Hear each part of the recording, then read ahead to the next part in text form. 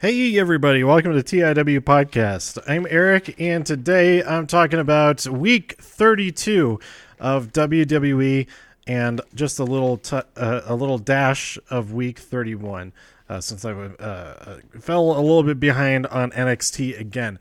For those of you worried about NXT UK, I haven't talked about in a few weeks, and like a month now.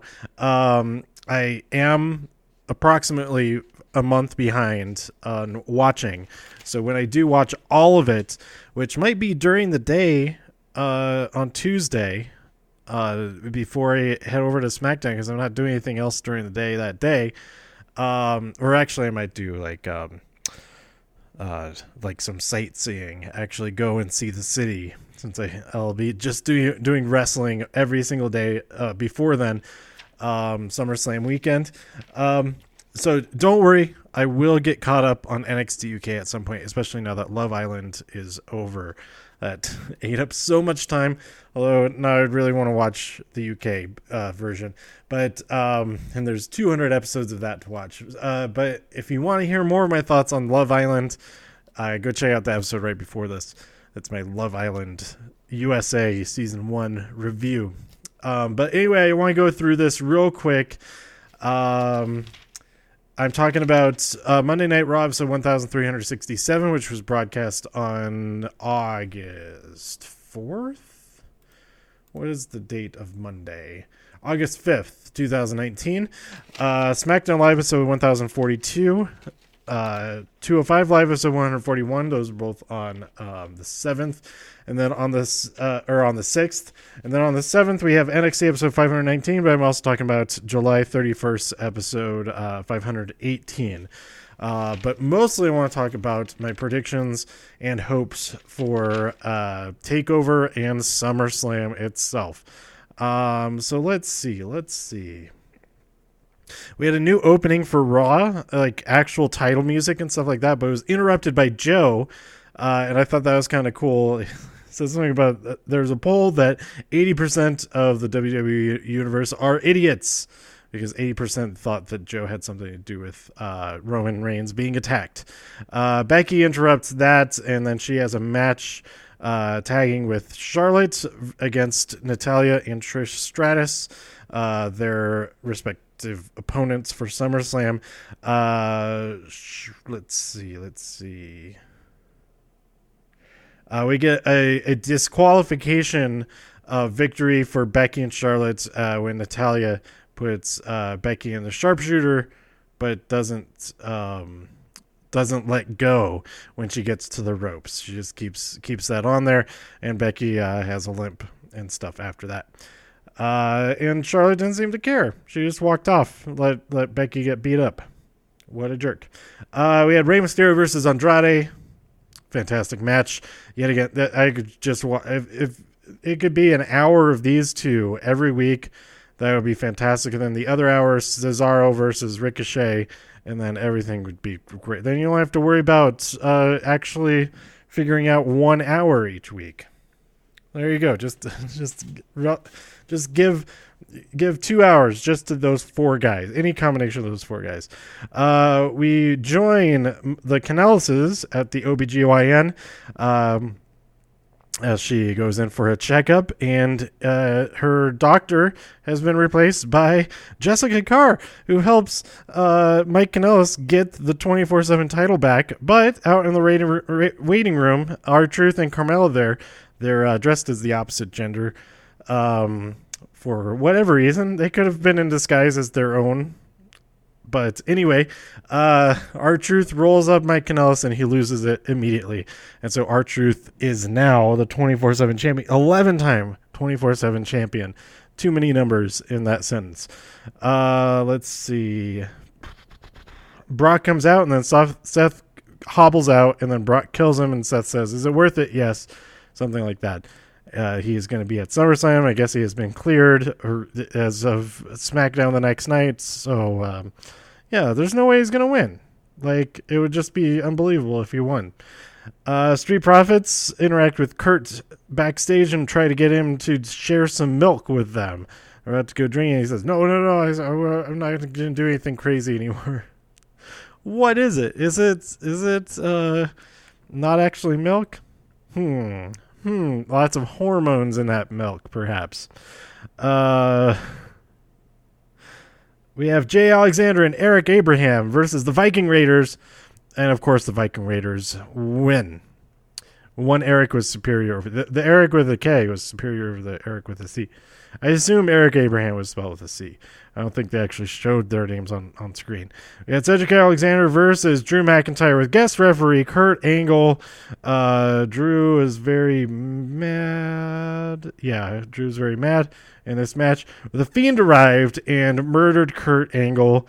So the match does not come to a conclusion. And the Fiend has stolen another soul with the mandible claw. Then we have the New Day versus the OC. Champs versus champs. There's a brawl, disqualification immediately.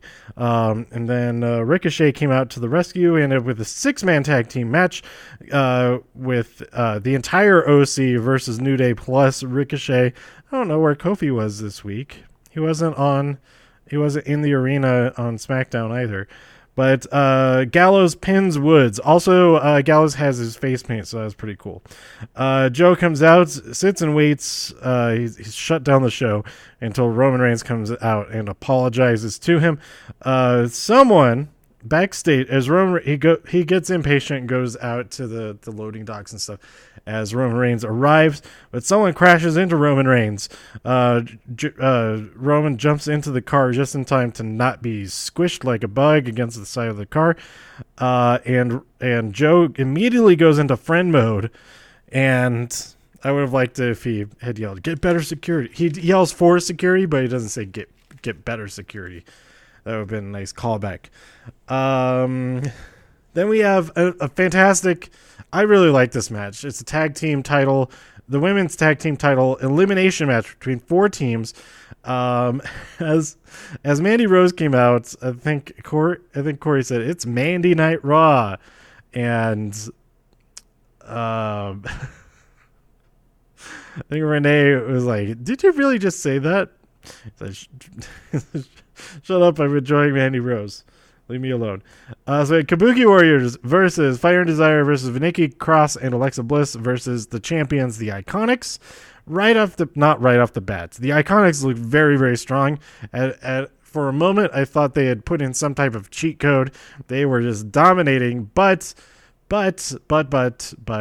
Mandy and Billie Kay got the upper hand, and Mandy Rose and Sonya Deville got the upper hand, and Mandy pinned Billie Kay. Eliminating the Iconics are guaranteed a new a pair of champions. Then Asuka defeats Mandy via the Asuka lock. Then it was looking like the Kabuki Warriors were going to succeed, but with some interference by Nikki Cross, while the referee is distracted, Alexa Bliss got the upper hand. Who did she? I think it was against Kairi Sane, because Kairi was getting ready to do her thing off the top rope, but Nikki Cross hit the Twisted Bliss and got the win. Nikki and Alexa are the champions, and I would have loved for the Kabuki Warriors to be the champions to get this win. But I'm also really happy for Alexa and Nikki because they're both really cool too. So yeah, we'll see. Hopefully this means that that we'll see more tag team title defenses than we have since WrestleMania, because this is only the 3rd tag team title defense by the Iconics since WrestleMania. That's kind of crazy.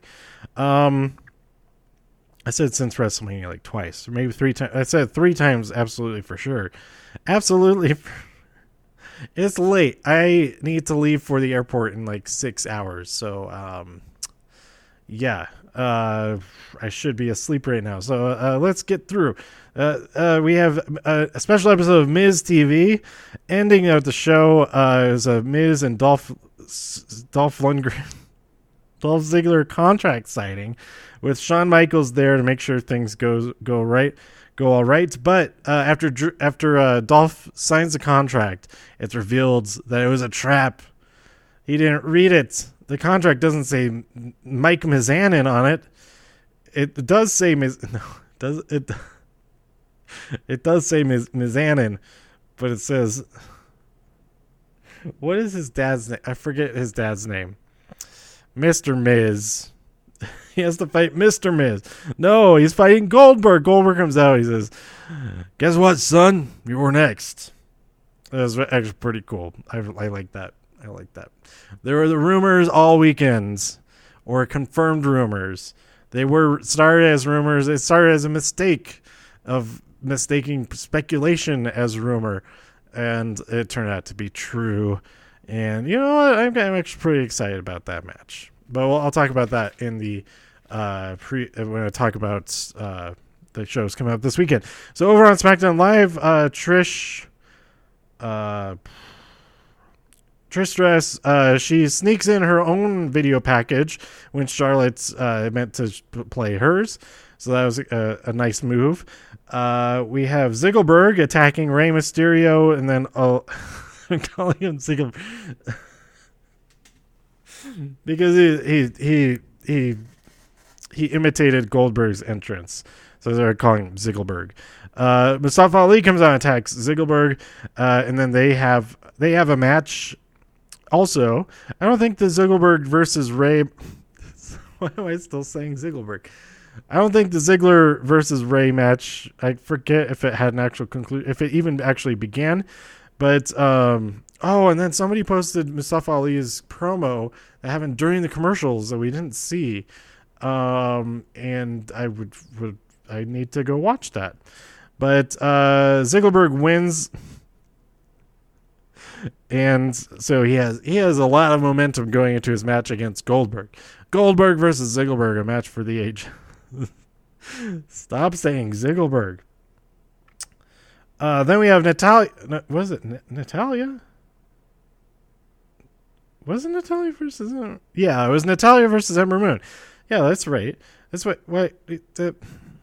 But why is Natalia's on? What? That is weird. That this is on SmackDown. I don't know why this is on SmackDown. Oh, duh. Because Ember is it's the challengers against each other. It's kind of a weird match. Natalia gets the sharpshooter on Ember outside of the ring, and she refuses to let go. I think it was a double count out by the time it ended or whatnot. So Natalia's lost it. She's really lost it. She's gone cats. She's got cats in the Kelfrey. What's a Kelfrey? If Kelfrey was an actual thing, that would be a nice turn of phrase there. But then we have Sami Zayn saying how Aleister is afraid to fight him, and Aleister comes out and says, "No, I'm not afraid to fight you. How about we fight right now?" And so they imagine if Aleister Black, if somebody would pick a fight with me. It's kind of like why? What's the deal with nobody going to pick a fight with me? Nobody wants to pick a fight with me.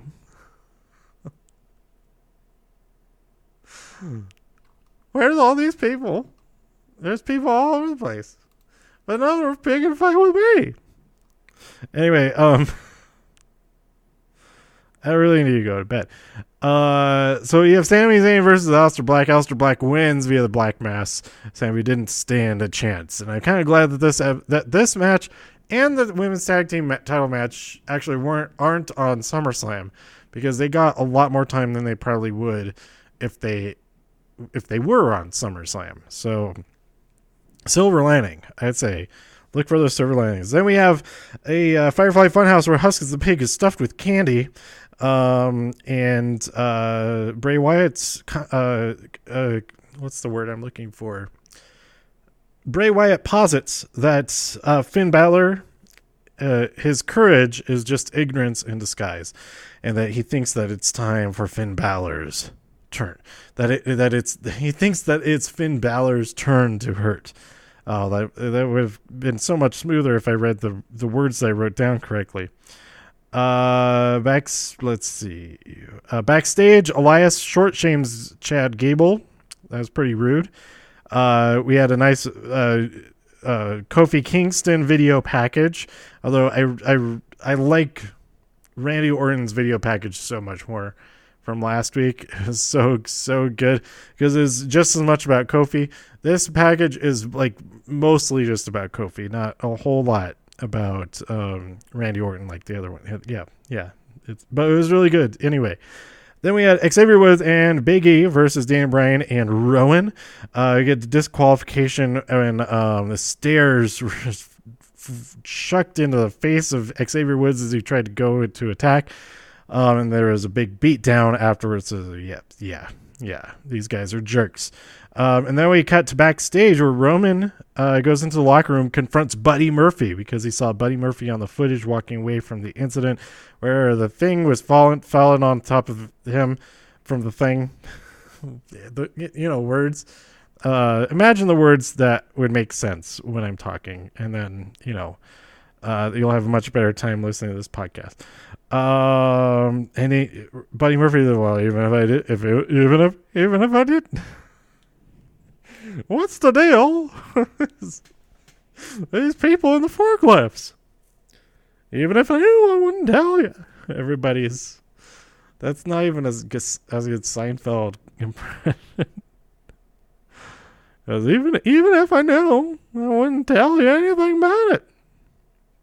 So Roman Reigns beats him up, beats the Jerry Seinfeld out of him, and Buddy Murphy admits that, oh, it was Rowan. It's not even Seinfeld now. It's I'm turning into Barney Fife. Oh, well, it was Roman Reigns. There is Roman Reigns. Oh, hello, Roman Reigns. Oh, it was Eric Rowan who did it. And so we cut back to this. Why not do an Australian character? That would make too much sense. It would be trying to go for accuracy. And it would just fail at that point. May as well just be completely wrong. So we cut back to in the ring as Rowan and Bryan are standing there and reveling in the hatred from the crowd. But I really enjoyed that backstage. I thought it was pretty good. Even though, yeah, we haven't seen Buddy Murphy in forever, and he just gets totally beat up by Roman Reigns. But Roman Reigns, he got almost hit by a car. He's angry. Cut him some slack. What's the deal with Roman Reigns being so mad? It is not. I don't want to be a pirate. I need to work on that Jerry Seinfeld. I was doing the voice a little bit. I haven't watched Main Event in a while, but I really, really liked it. There's a while there where they had really ongoing storylines, and I guess they still do a little bit, but there was one with Fandango, with Breezango. They were trying to make the puffy shirts happen on Main Event, and Tom Phillips quoted it was all full of Seinfeld references, but most notably that I don't want to be a pirate. Oh, that's one of my favorite lines from all of Seinfeld. I don't want to be a pirate. And my impression is just awful for it. Anyway, over on 205 Live, episode 141. This is going to be a long-ish episode. No, I'm not doing too bad. Only 18 minutes in here. And I'll have one more page of notes. Umberto Carrillo versus Lince Dorado with Grand Metalik at ringside is a double countout. Carrillo was right there on the apron, but he didn't get under the ropes. And so another Jessica Carr refereed match. She also was out there with the... what was she doing out there on SmackDown? What was she doing on SmackDown? She... it was in the aftermath of something that she... went out there and tried to break things up or something like that. And I didn't actually notice if she refereed another match on SmackDown, but she did referee this match, and that's awesome to see her all over the place on the main roster this week. Awesome for Jessica. All right. Anyway, afterwards, Carrillo attacked Lince Dorado and Game Master, Grand Metalik. I just wrote GM. Wait, General Motors. Grandma. Anyway, yeah, Carrillo attacked them. He just leapt over the tope con hilo. I think is that move. Jumping over the I don't know. I know those words. I don't know what they mean. Anyway, I really need to get some sleep. So yeah, that was an awesome match, and I'm looking forward to more of Humberto Carrillo versus the World. Then we had Ariya Daivari approach Lince Dorado backstage. The little devil on his shoulder. Oh, hey, these guys are holding you back. Why is Kalisto get to be in this six pack challenge and not you? Very valid point from Ariya Daivari. But I think really he just wanted to get into the head of Kalisto to get a little bit of an advantage in the 6-man tag team match. Or not 6-man tag team, in the six-pack challenge. So we had Kalisto versus Oni Lurkin versus Ariya Daivari versus Tony Nese versus Jack Gallagher versus Akira Tozawa. This match was freaking nuts. Go watch this. It's awesome. It's determined who will be Drew Gulak's opponent at SummerSlam. And I was 100% rooting for Oni Lurkin, and Oni Lurkin won the match, and I was ecstatic, and I still am ecstatic. This is going to be the match of the weekend, I feel like. At least for me personally, I'm the most excited for this match. It's going to be nuts. I'm going to be wearing my Oni Rules shirt there at SummerSlam. Just look for the Oni Rules shirt, and that's me. Does anybody else have an Oni Rules shirt? Everybody should have an Oni Rules shirt, but I have a feeling I'll be the only one with one on that night. But there needs to be more. And I think the big reason is that they don't sell one yet. I had to make my own. So, get on that WWE shop. Even though I already have one, I would buy one, a new one, that I'm not worried about the letters peeling off, because I am not that good at using my heat press and all that yet. But yeah, it's gonna be. Go watch this match. My favorite moment of this match. There's so much great stuff, but one of my favorite moments early on is like within the first minute of the match. I think it was. Daivari goes in for a big splash into all the guys, and they just all just walk right away. They just get out of the way casually, and Daivari just goes slam right into the ground. Hilarious. It was into it was in the ring, so it wasn't like he's jumping splash into concrete. That would have been painful to watch. Okay, so let's talk about NXT real quick. We had Tyler Breeze versus Jackson Riker. Tyler Breeze won via a roll up, but that made Forgotten Sons real mad. They're what's the deal with the Forgotten Sons? I forgot all about them. It's not a Seinfeld voice. I don't know why I just gotta do the voice like this. Fandango comes to the rescue, and so Breezango is reunited with a backstage interview, which was online like later that night, but then actually shown on NXT TV the next week. Kathy Kelly interviewing Breezango, and Tyler asks, "Where have you been? Oh, where have you been?" He has the higher voice, and Fandango goes, "I've been too deep undercover. We've been looking at fashion too much." I'm just trying to recite this whole thing. Our fashion is whack. We didn't notice that our fashion was whack. And he says, what does whack mean? It means bad. Bad what? I love that. This is like the best interview. But so Tyler Breeze is flabbergasted that they have bad fashion, and Fandango is they need to do a refresher, a Breezango reinvented. So I'm looking forward to that. And I have to say, Fandango, he looks pretty badass, looking like an undercover cop that's like undercover in like a gang or something. He just got the jeans and the tank top and the cross necklace, slicked back hair, the stubble. He looks pretty bad. Either badass or that he's about to sing a song about a car. But either one of those things I enjoy greatly. Why not both? You can be badass and sing about a car. Up next we had Rick Grimes. It's Scott Grimes against Bronson Reed. And Grimes wins and advances to the final. Like, he does like this like double jumping knee strike thing. He gets like both knees up. It looks like he's doing like I don't even know. It's almost like he becomes a ball. He doesn't like flip or anything. But his knees are way up. I don't know what I'm saying.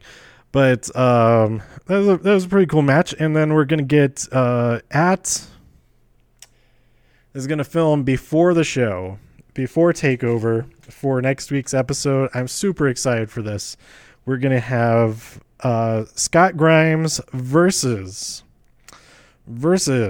Jordan Miles, who won his match the previous week to advance to the final.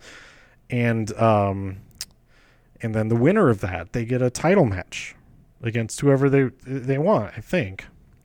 So they might go after the North American Championship like Velveteen Dream did. We saw how that worked out for him. He got it. He got that championship. So that's a great opportunity. Let's see. Then we had Candice. She's waiting outside, just itching to get a hold of Io and just beat the crap out of her. And William Regal comes out and says, "Hey, Io's not coming. I told her she can't come back for now. So yeah, you should go too." And Candice asks for a match at TakeOver, and just like that, that's all she had to. That's all she needed to do. William Regal says, "Yeah, sure. Yeah, you'll have a match. Io Shirai versus Candice LeRae at TakeOver Toronto. That's gonna be awesome. So I'm looking forward to that." And somebody wrote a post on Reddit that this is the first time in like 3 years that there's a women's match on TakeOver on the main card, not like taped before the show, because that's and I have a few of those, but actually on the live broadcasts. First time there's a women's match that's not a championship match in like 3 years. That's crazy. That's pretty crazy. It doesn't. Yeah. Just you can make the takeovers a little bit longer now. They only have the 5 matches announced, because usually the spot would be like a Matt Riddle versus Cassius Ohno. So we don't have a match like that. We have Candice LeRae versus Io Shirai. I'm pretty excited for it. And our main event of this episode, Roderick Strong versus Pete Dunne. Excellent match. I always love watching both of these guys. Pete wins via hand stuff. Roderick gets a little taste of it. He's like, no, stop it. I give up. This is gross. So I'm glad that it did end. But we'll see who gets, like, if it gets into that situation, Velveteen Dream is breaking that up real quick. Then Velveteen Dream comes out, and as he's doing his whole thing, has his arms out wide, Pete Dunne sees the opportunity to grab a hold of those fingers and give the Dream a taste of the hand stuff. Getting handsy. Episode 519. The last episode, most of this was like the video packages hyping up all of the matches for this weekend. We also had this was like a whole separate thing before TakeOver 25. It was like the Target TakeOver feature for like the last 15 minutes, focusing on Johnny Gargano and Adam Cole and their motivations going into it and all that kind of thing. Pretty cool. Go watch it. They're talking to a bunch of the main roster guys and talking to the rest of NXT and all that. So it's cool feature there at the end. But before we got to that, we had a great promo between Street Profits and O'Reilly Auto Parts and Lawrence Fishburne Jr. I'm really excited for that match after this. Street Profits are so much fun, and Undisputed Era, they're all so much fun to watch. We had a match between Joaquin Wilde and Shane Thorne, which Shane Thorne won. And while I was watching this, I realized, man, if they ever do a performance center Big Brother type of show, I think Shane Thorne would be like one of the featured guys. Like, he would just be on screen all the time. His talking heads would be great. I mean, he's Australian, so you get the what was the voice I did for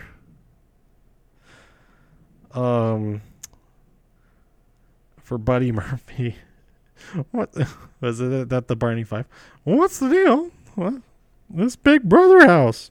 Where's the performance center? I tweeted a few things, like some ideas, like how awesome it would be, and have, instead of head of household, you have leader of the locker room, or locker room leader, LRL, and they choose who faces off in a challenge to determine who leaves and that kind of thing. I think Xia Li would be great on that, because she's just into it, like all of it.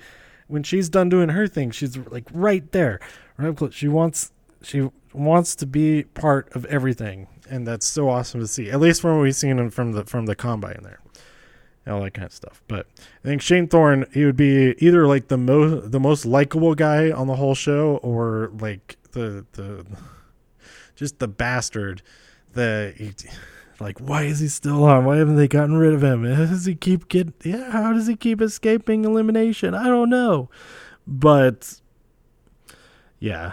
I think I could totally see him, or even you could just see him on any reality show being either one of those types of characters. But anyway, we had Matt Riddle versus Killian Dane. That didn't actually happen because Killian Dane attacked Matt Riddle while he was making his entrance, and it just destroys him. And then we had the Target takeover thing. So the two matches, there might be three, but at least these two matches will tape before takeover. I'm really excited to see these in person. We have Breezango versus the Forgotten Sons, follow up to that match from last week. That's going to be awesome. And then we have the final of the breakout tournament, Jordan Miles versus Scott Grimes. And that should be pretty cool as well. All right. We have the 5 matches on TakeOver. We have Candice LeRae versus Io Shirai. I think it'd be great if Candice won, but I like both of them so much. I don't mind either way. We have Shayna Baszler versus Mia Yim. So I have a ticket to meet,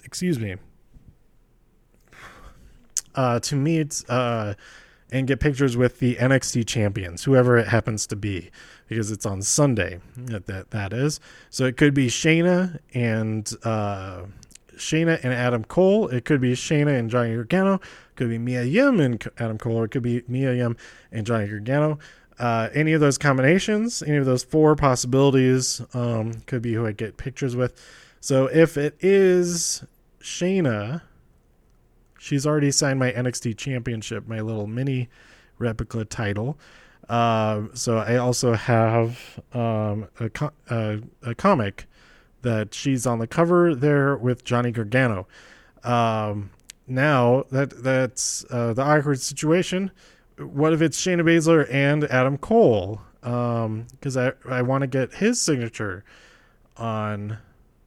Well, I also want to get Johnny Gargano's signature on there. I basically just want Mia Yim to win so that she can sign she can sign it, and yeah, that would be cool. But yeah, I guess I'm rooting for Mia Yim. There's been some really cool promos. I liked she's like game recognizes game, and you're looking real unfamiliar, like that kind of thing. And totally It was like delivered that in the lamest way. Game recognizes game, and you're looking really familiar. What's the deal with game recognizing game? Because as far as I know, you don't look familiar. Stupid. Velveteen Dream versus Pete Dunne versus Roderick Strong for the North America Championship. I am rooting for Roderick Strong to win this because I want to see Undisputed Era with all the championships. I want to see that. I don't care if it's just for like a week. I want to see that. It'll be longer than a week because the pre-tape for next week. Anyway, then we have Street Profits versus Undisputed Era for the Tag Team Championship, tag team titles. Like I said, I want Kyle O'Reilly and Bobby Fish to win. So we have Undisputed with all the championships, and I want Adam Cole to defeat Johnny Gargano. We have the 2 out of 3 Malls match. 2 out of 3 falls match. Adam Cole's stipulation is just a regular wrestling match. Johnny Gargano's chosen stipulation is a street fight, and then if it's going to go to a third fall for sure because, yeah. So the third fall will be determined by William Regal. I'm kind of hoping that it's a ladder match because a ladder match is definitive. I think just it being a ladder match to begin with would have been really definitive, and then you get elements of like all of the things. But I could see it being that or an Iron Man match, I guess. Oh yeah, no, that'd be great. That'd be weird.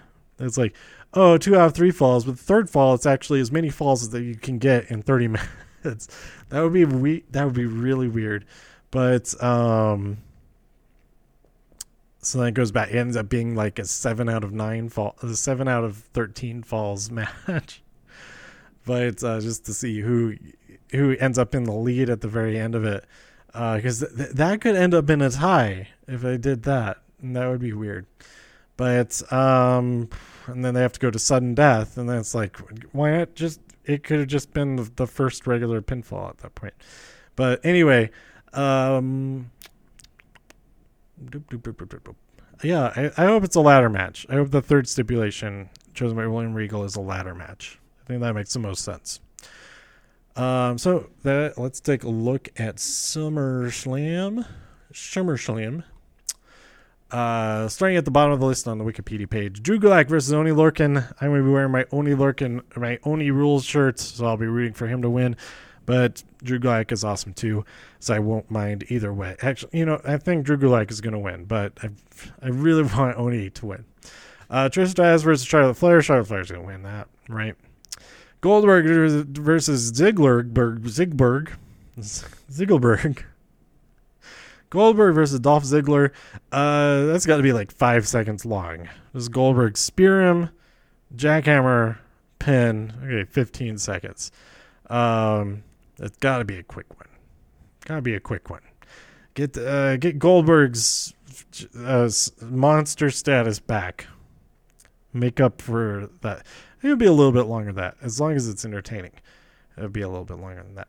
AJ Styles defending his United States Championship against Ricochet. That's gonna. AJ Styles is gonna win. No, he's not. AJ Styles will be the champion still, whether that's by winning or some type of disqualification, that kind of thing. He will still be champion. Finn Balor will be murdered by Bray Wyatt's Fiend. Bray Wyatt, the Fiend, Bray Wyatt. And unless he comes out as Demon Balor, in which I guess I don't know what's gonna happen. But it seems as though this is gonna be just plain old guy Finn Balor. Then Kevin Owens versus Shane McMahon. If Owens loses, he will quit WWE. So if he does lose, I think he'll head over to NXT. Be interesting.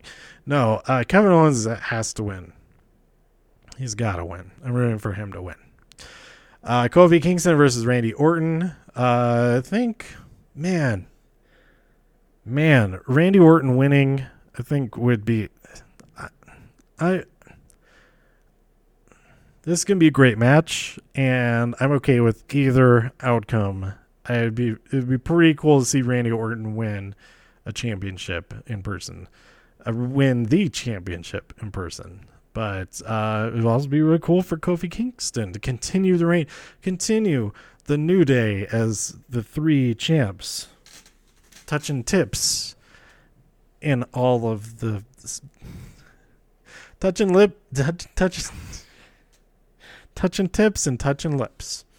That doesn't make sense. Yes, it probably does. Anyway, then we have Bayley defend her championship against Ember Moon. I think that Bayley wins this one. It would be cool if Ember Moon won. It would be pretty cool if Ember Moon won. If she gets the Eclipse, it's game over for Bayley. If she hits that. Becky Lynch versus Natalya. You know, I want to say Becky's going to win, but it's Canada. She's the only Canadian with a match on this entire night. Oh, Kevin Owens is Canadian too. She's the only Trish Stratus is Canadian too. She's the only Canadian. His name is Natalya on this whole card, and I think she won the SmackDown Women's Championship in 2017 at SummerSlam. So I think she won it from was it Alexa?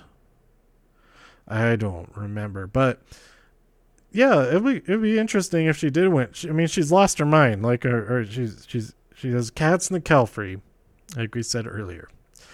So we'll see what happens if Becky is still like hurt from all the other things. And then also in the Brock Lesnar versus Seth Rollins. Seth Rollins is all messed up. Can he recover that much in just a couple of days?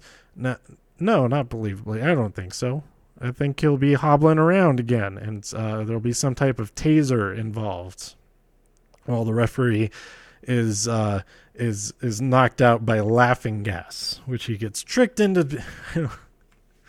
I don't know. I don't know what's gonna happen in this match, but hopefully it's entertaining. So we'll see. And then we have Raw and SmackDown right after that. I think it sounds like we're going to have Miz versus Dolph on that on Raw. So that would be cool. And we're headed towards Clash of Champions from there. All of the that's the thing for Clash of Champions, right? All of the championships will be defended. Because there are no tag team championships scheduled. There are no tag team championship matches on this card at all. I don't know if they're going to add any. Maybe they'll throw one onto the kickoff show. New Day versus the Usos, something like that. Even though they're on opposite brand. I mean, they might just throw some on there or something. But I guess we'll see. We'll see what happens. If they don't have any tag team championship matches, I mean, we might have those on Raw and SmackDown, and then we get significantly longer tag team championship matches in that scenario. So that hopefully that means that. So yeah, that's it. That's all of my hopes and dreams for this weekend at SummerSlam and TakeOver Toronto. I really should. It's 1 a.m. now. I need to wake up at like 5:30 at the latest. So, you know, I'll probably stay up another hour playing video games. But, yeah, I could sleep on the flight. Probably, maybe. I don't know. But I'm super excited for this weekend. I'm going to all of the meet and greets, and it'll be great to get more pictures with everybody, get some stuff signed, and all of that sort of thing. I'm also going to Second City to see an improv show. That's going to be super fun. So if I have time, I'll record some episodes throughout the weekend, but otherwise I will record one super mega episode when I get back. So stay tuned for all of that. Let me know what you thought about this last week of stuff by tweeting me at TIW Podcast. Go to TIWpodcast.com for more reviews. If you enjoyed this episode or anything else on the site, please share some links with your friends. Subscribe on iTunes, Spotify, Stitcher, YouTube, wherever you like to listen. And stay safe out there in all the infinite multiverses so that I can see you next time here on TIW Podcast. Bye. What's the deal with TIW Podcast?